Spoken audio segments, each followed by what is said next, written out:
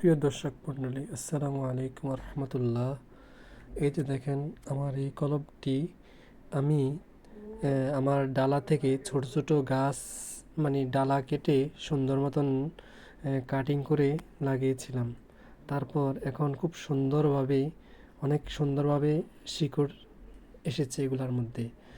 আমি বালতির মধ্যে করলা বালু এবং কি পানির সাথে মিশ্রণে করলা বালুটার সাথে এটার মধ্যে খুব সুন্দরভাবে রেখে দিয়েছিলাম অনেকগুলা ডাল।